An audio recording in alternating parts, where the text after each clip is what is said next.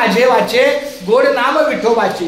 तुम्ही ऐका रे हे कान माझ्या विठोबाचे गुण. डोळे तुम्ही घ्या रे सुख पहा विठोबाचे मुख.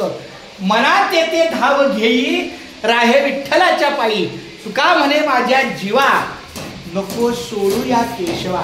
आपल्याला भगवंताच्या कृपेनं जे काही शरीरामध्ये अवयव आहेत त्या अवयवाचा उपयोग सतत त्या नामस्मरण झाला पाहिजे. म्हणून मी लिहितो का काया वाचा मन. लिहिण्यामध्ये माझा हात चालतो, डोळे चालतात, मेंदू चालतो, हातपाय चालतात, बसणं डोळ सगळ्या गोष्टी कामाला येतात. म्हणून मी आपल्या रामकृष्ण आणि विठ्ठल केशवा गोविंद माधव हे लिखाण करतो. आमच्या मुस्लिम माऊलींच्या घराला भगवंताच्या कृपेनं चांगला आशीर्वाद आहे. खूप घाई करण्यापेक्षा प्रभूच्या वेळेनुसार जेव्हा होईल तेव्हाच. तुमच्या लक्षात आलं का? त्यामुळं खूप घाई मला लवकर लवकर काय नाही.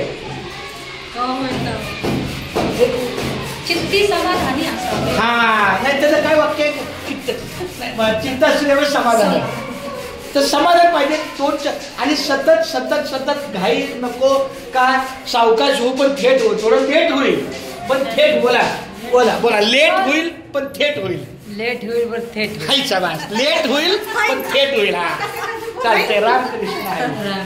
बरं आता तुम्ही सांगा मनीषा माऊलींचं घर वाटलं तुम्हाला कसं वाटतं? छान वाटलं.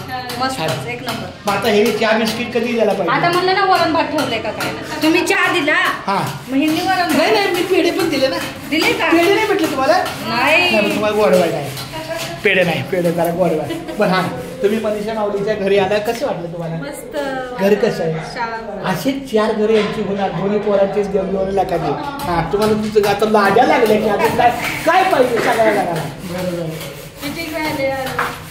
माऊली कसं वाटलं तुम्हाला? मस्त वाटलं. छान आहे. क्या वाट आहे. रामकृष्ण आहे.